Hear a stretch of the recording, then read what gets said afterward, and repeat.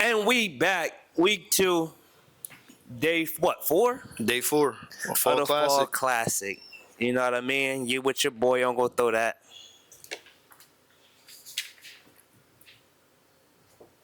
And Mar Mason, if y'all didn't know. Or Mason, my fault. I ain't know you was waiting for my fault, brother. My fault. All right, I'm gonna get into the first game of the night, which was actually a really early game. It was an 6 early o'clock. game. We had Tatnall and DMA. Tatnall versus DMA. Court 1. Wasn't very competitive. I'm not gonna lie to you. I'm gonna just start there. It wasn't competitive. It was like they got rolled over. Yeah, they did, but you seen a lot of good stuff from Tatnall as a team. You know what I mean? A lot of players was involved. A lot of players are always involved. You know what I mean? We talked about them before. But yeah, Shout out to Nolan Parsons, 14 points. How many threes? 1, 2, 3, 4 threes. yes. So offensively, Nolan gonna be a big part of that Tatnall team. No, he really is, and he took his time tonight, where he was being patient. He was being patient for the 3. I seen a few. I seen like 3 of them. Right. So it says he had 4. He had 4. Yeah, but I seen 3 of them myself, and he was being real patient, and like he took his time. You know what I mean? Like, so that's a good thing. He didn't let anybody like change his shot. Like, I mean, they was swinging the ball real good. You know what I mean? Reversing it and hitting the gaps, but like really finding the shooters. I'm not gonna lie. I'm excited to see like the evolution of Nolan's game. Yeah. Because he's so good right now. We watched him at OYL, and he was one of the premier players. And I can't wait for him to get like a little bit more mature in his body and like a little bit more like I guess a little bit more strength when it comes down to it, because he get bumped off his spot a lot. But Yeah. skill for skill, like pound for pound, he one of the like most skilled freshmen in Delaware, if not the most skilled freshman in Delaware. Nah, for sure.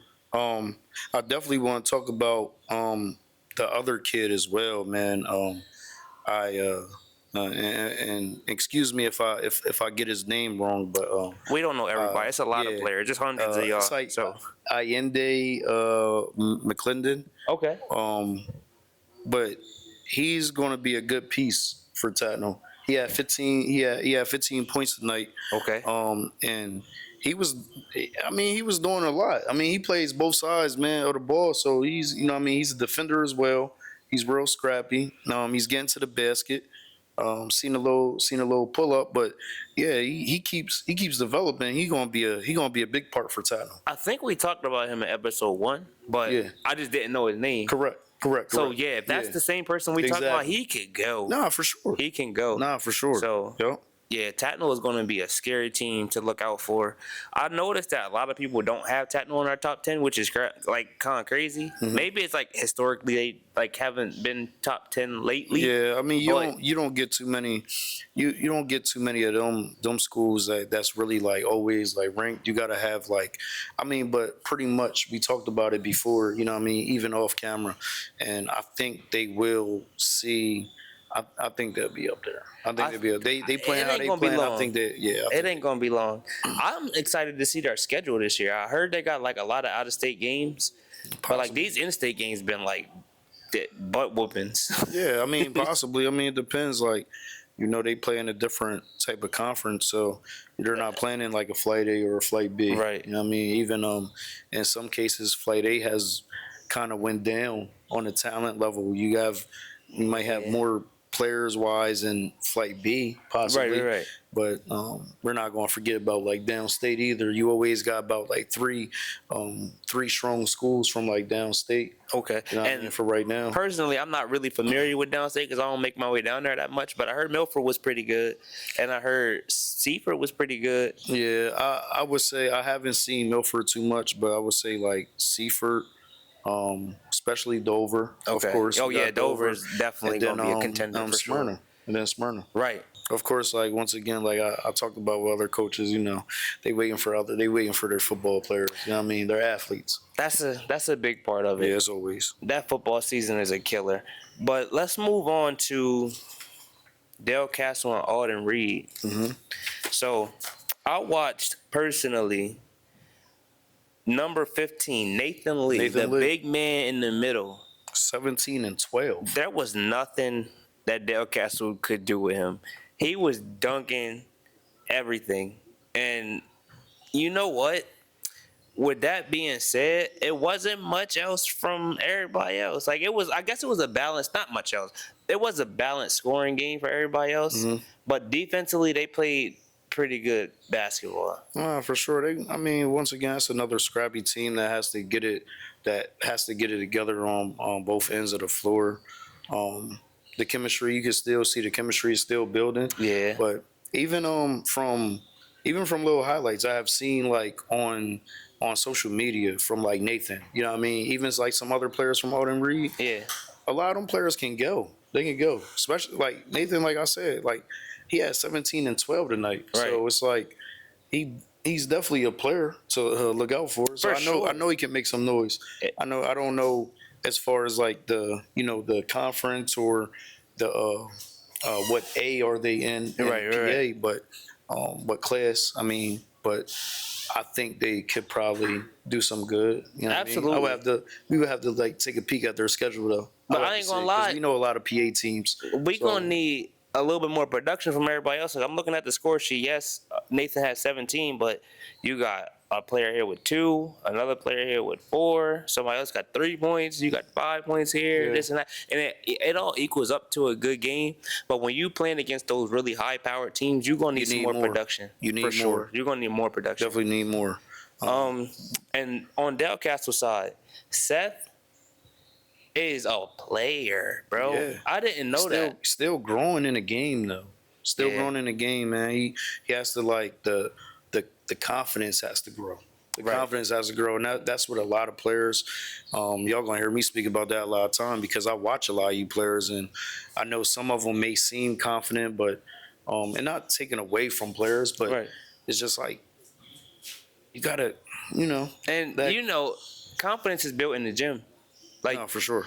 You can't be confident if you ain't worked on your game. If you worked on your game, that's where your confidence coming out. I've done this shit 1,000 times. Everything going to translate, exactly. I done did it 1,000 times. This is no different to me. This is nothing to me. No pressure. So if y'all lacking confidence, that means y'all need to get y'all behinds in that gym. Get some shots up.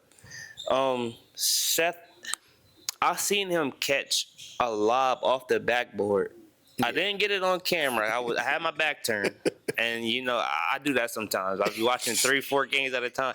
I had my back turned, but when I heard, I'm like, I turned around. Bro was catching that joint off the backboard. I didn't know he got up like that. It was sneaky. When I seen it, I was like, hey, okay. But more than just the highlight, his defense, perimeter defense was there. Yeah. Interior defense was there. The scrappiness was there. They're young, man. I think they got a good little core. Like I said, like you got a lot of young teams out here, but everyone's still finding themselves. Yeah. So you know what I mean? I think if everyone plays on one accord, you have everyone doing what they're supposed to do, doing their job, I think everybody would be more solid. But you can't be selfish. And not to take nothing away from Alden Reed, because y'all played a good game and congratulations on the win. But Del Castle missed a lot of free throws, a lot, and it was only a 1-point game. Yeah. So maybe if they make half of the ones that they miss. Correct. It wouldn't have came down to the wire like that, and when it had to come down to foul shots and all that, even down the stretch, foul shots were missed when the game was on the line. It was down 2. A player came to the foul line, missed the first one. That's the biggest one, and I mean he made the second one, but it was of no consequence. It didn't matter. Right. So free throws is another big thing. Energy on offense, energy on defense. Have your bench hype you up. Energy both ways. And that stuff you don't even got to be good to do. Like if you just give us energy, we don't need you to score 1,000 points. Give us some energy. I shouldn't have to coach you to do it. You know what I'm saying? So let's move on to the next game that we saw. Give me a second here, y'all. It's a lot of papers. Elkton versus Conrad? Mm-hmm. Okay, let's get into it. So, Elkton, again, is coming to Delaware and laying down belt. Conrad, let's not forget that Conrad was missing some key players. Missing key players tonight. All right, so that's a lot of teams. They missing key players, and that's like gonna be a story of the night. But Elkton don't care about none of that. You should have bought them. Exactly. You want a floor. You want a floor. Perform. You should have bought them. So they laid down the hammer pretty easily. They did. It was I see some stuff. We know a few of the kids from Elkton, so um, pretty much I think they should be a solid team this year. I don't know what. Once again, I don't know what class they are in Maryland and their conference of their competition, but as far as like what I'm seeing right now, if they're gonna like get some more players, Right. I mean over there from like by the beginning of the season, Yeah. I don't see them. They're gonna be okay. They're gonna be solid. I think they're going to be a good team. And Conrad as well. I think they're going to be a good team once they're, you know. We spoke about Conrad. I think Conrad is still going to be a sneaky tough team. Yeah. To be. I think people sleep on Conrad. I wouldn't want to play him in the playoffs. I mean, honestly, if I wasn't like a top tier, like upper echelon team, I wouldn't want to play them in the playoffs. We've been watching Conrad since this for 4 years now. Since Trail was there. Yeah, so I mean, way before that. We didn't see since J3 was there. Exactly, but we've been seeing Vinny grow as a player. Yes, his confidence is through the roof. He be in his bag. I'm telling you. He knows he's one of the best players, so you can't take that from him. And he's he's hunting, and he can shoot any shot. He's hunting. Facts. Vinny Do is you hear good. me? He's hunting. Yeah, and they were also missing. Oh, Jordan. Yeah, it was. Sorry, Jordan. it's a lot of names. Yeah, just Jordan. please forgive me. Jordan tonight too. Which Jordan is like coming into his own as well. Like he's starting to understand his role and what he actually contributes to the team. Right. So. All right, moving on to Chester versus Camden Eastside. Again, the tale of teams missing key players. So, on Monday, we spoke about a player that scored 24 points. Chase.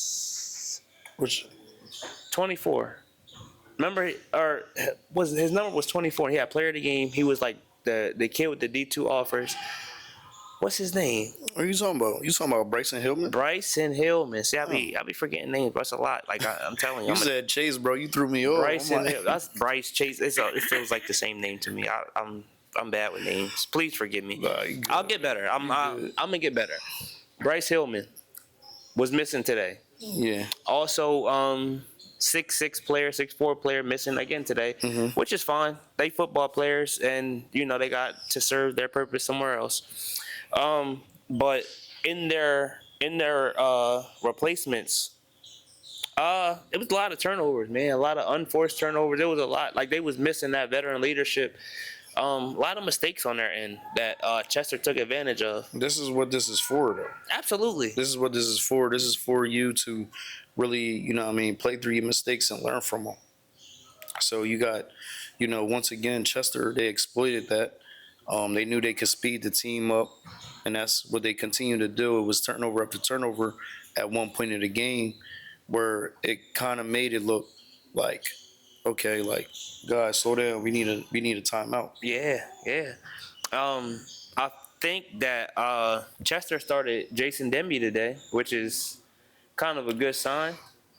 And he made the best of his time. Getting into passing lanes like he does, being a disruptor. He even hit a couple threes. Mayon Dale came in. Yes. And was automatically a spark off the bench. Rodney Davis, I feel like, was player of the game. He was. Rodney had 12, but he's looking like Mr. Do-It-All, man. He's looking like Mr. Do-It-All. That 12 points is way more than that. Yeah. I mean, but like I said, he's Mr. Do-It-All right now, so he could do a little bit of everything on that floor. Nyrell Prey was also a big piece for them energy-wise. Always. He almost caught a crazy dunk. Always. Like, he came through the lane and was like, he was up there. He just missed it. It's crazy athletic. Man. Happens to the best of us. Love his game. Darius Dale. Any relation to Mayon Dale? I don't know. But he had a solid game as well. A couple clutch buckets. Not really clutch, but he had a couple, like, late buckets. I guess pushed the lead a little bit further. He did pretty good. Other than that, again, it was a balanced attack, and they were taking advantage of turnovers, and that was pretty much an open and shut case. That game was never really up for grabs. Man, let's get into the game of the night. Let's get into the game. This is the game of the night, man. We talking about Odessa. We talking about Odessa and Penwood. Odessa and Penwood had so much energy in that game. And it was clean energy. It wasn't Overtime. Yeah, overtime. How about that? Last game of the night. I know the referees love that. Shout out to the refs, man. Nah, for real, man, holding it down for sure. But yeah, seen a lot of good coaching on both sides of that ball, man, tonight. Okay. With both coaches, and as far as like the players, like I just said, it went into overtime. So any type of not every sign of overtime is a good game, but this one particularly was definitely a good game. Like we just spoke about the energy of that game going into it. You had a little chip, a little chirping back and forth. Yes, sir. I love that. Between the players. As long as it's healthy. Exactly, it's healthy, but it never got out of hand, and that's what basketball is about. So we definitely want y'all to, you know what I mean, keep that type of energy, but at the same time, keep it healthy as well, man. It's just basketball, you know, be a good sport. But it was good, man. We talk about Jarvis Watson, though, man, 15-8. 15-8. 15-8. That's another do it all.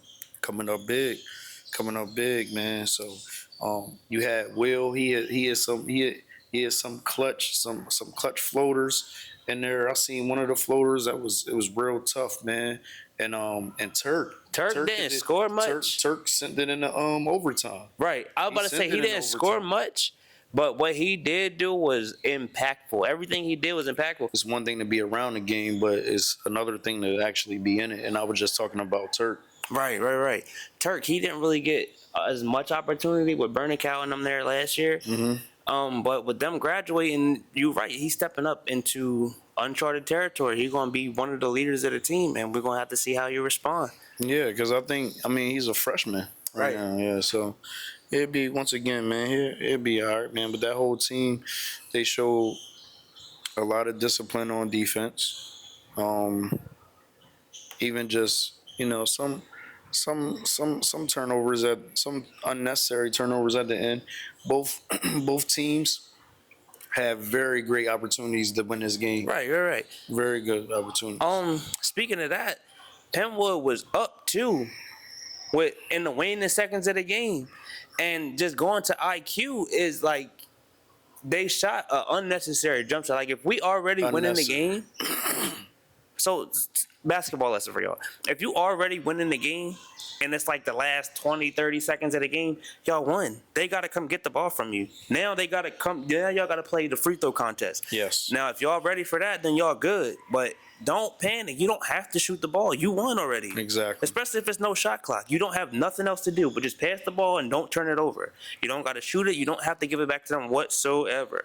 But that's I feel like if you've ever been in a close game before, it should only take maybe once or twice before you realize that we good. We won the game. Yeah. Not putting that on coaching. That's not a coaching thing. No. I shouldn't have to teach you the basics of basketball. The players are out there. That has nothing to do with coaching. You should understand. Your guards should understand clock management. They should understand the clock. They should understand that situation that they was in. They should understand that they're up by 2 points, and we don't have to rush anything. They have to come foul us. Right. But once again, it goes back to unforced shots, and it goes back to IQ. And yeah, but shout out to Odessa for actually capitalizing on the bad play from Penwood. They got the rebound off the ill-advised shot, came down, scored a little soft floater in the lane, tie game. We're going into overtime. And in overtime, it was just as close as it was in regulation. It was. Odessa wound up winning by 4, which I think it was the only 2 buckets made in overtime. Yeah, they talk about the call underneath the basket. Oh, that was a big one. That was good. Yeah. Honestly, I think that was a big call from the referee. In a situation like that, for you to make that call, you stood 10 toes down and you didn't waver. That was like a real mature, like vet NBA, like not NBA, but it's a vet referee baseline. Call. They say he had position, but that call could have went either way, man. From where I was standing, it could have been an N1. It could have, or a charge, which they made that call. From where I was standing, that was a charge. I could be wrong. I've been wrong before. I'll be wrong again. Right. But I feel like that was a charge. Yeah, man. I don't know. I can't make that call. Like, it was. I get it. But it happens, you know. Referees are just human beings like me and you. So if he got it wrong, sorry.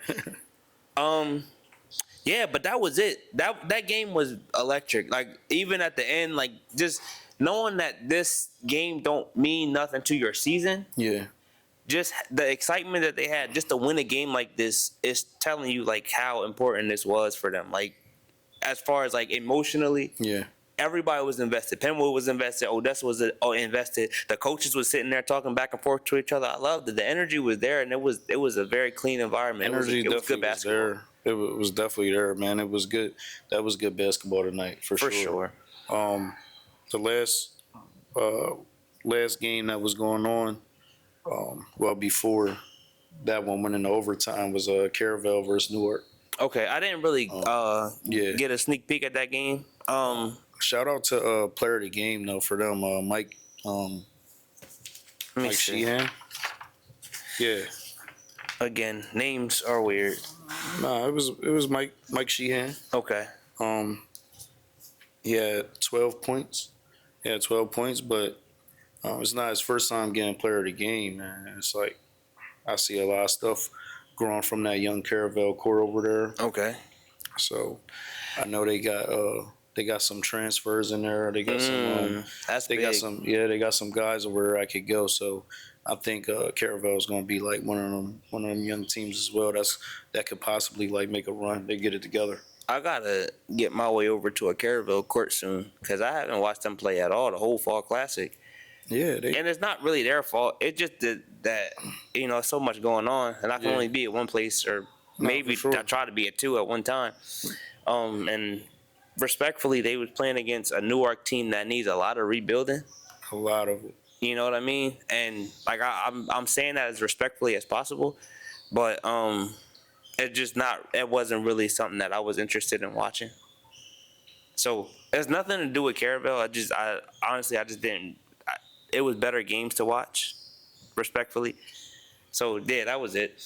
But yeah, with that said, this is episode 3 of the Fall Classic, and we're gonna see y'all on the next one. Peace. Yo.